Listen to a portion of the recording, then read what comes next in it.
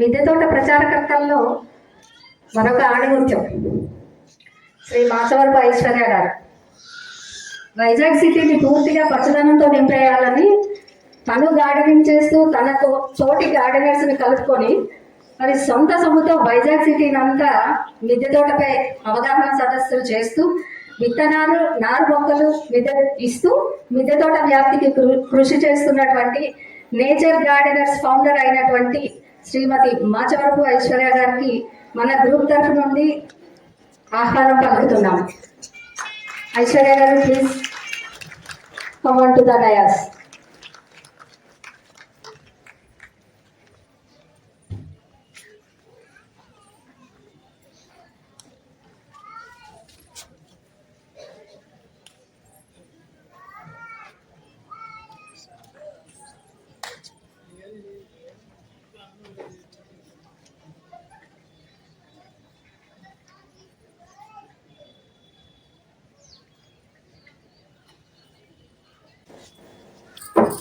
Thank you అండి లీల గారు.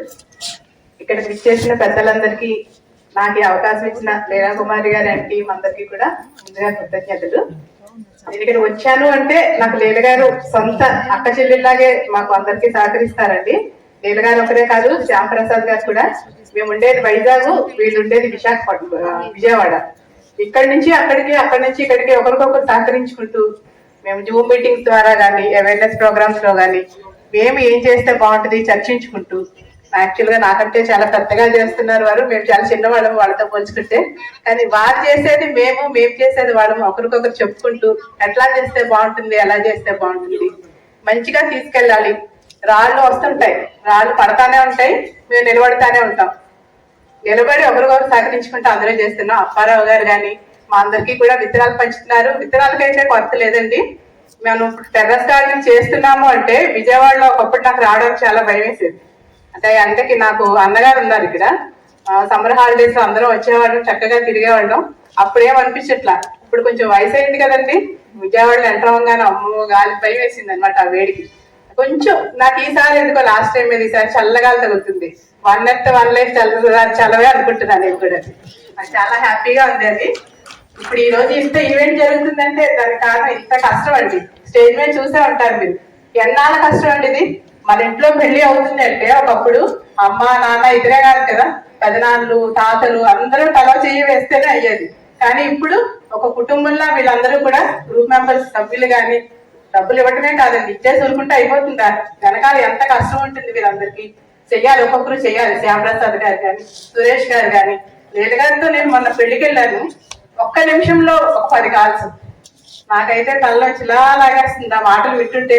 అంటే మనం ఈవెంట్ చెయ్యాలి అంటే దాని వెనక ఎంత కష్టం ఉంటుంది. మాట విత్తనాలే కదా పడేస్తుంది అన్న ఒక మాట అంటే దాని వెనకాల మేము ఎంత కష్టపడుతున్నామో తెలుసుకోవాలి మీరందరూ. సభ్యులు మీరు ఈ రోజు ఎంతమంది వచ్చారు, ఎంతో ఓపికగా కూర్చున్నారు, ఎంత చక్కగా వింటున్నారు. మీ అందరి కోసం ఎందుకు చేస్తున్నామో ఒకసారి ఆలోచించండి. మొక్కలు పెంచడం ఉంటే కాదు కదా, మన మనసులు స్వచ్ఛంగా ఉండాలి. ఒక టీచర్ ఉంటారు, ఉపాధ్యాయుడు ఉంటారు, ఆయనకున్న నాలెడ్జ్ నాకే సొంతం అనుకుంటే ఏమైనా బాగుంటుందా? విద్యార్థులందరికీ పంచాలని ఆయన కోరిక. అలాగే వారు కూడా లీల టీం కూడా అందరికీ పంచాలి మాకు తెలిసిన నాలెడ్జ్. మనప్పుడు శ్యాంప్రసాద్ గారు ఉన్నారంటే మాకు ఆన్లైన్ క్లాసులు కూడా చాలా సార్లు చెప్తున్నారు. మనకు తెలిసిన విద్య 10 మందికి పంచుకోవాలి. టీచర్ని నేనే ఉత్తముడి అంటే కరెక్ట్ కాదు. మనకు వెనుకున్న విద్యార్థులు కూడా ప్రోత్సహించాలి. వారి స్థాయి పైకి ఎదిగిన తర్వాత చూసి మనం కూడా ఆనందించాలి. నాకు ఈ అవకాశం ఇచ్చిన మీ అందరికీ కూడా ధన్యవాదాలండి.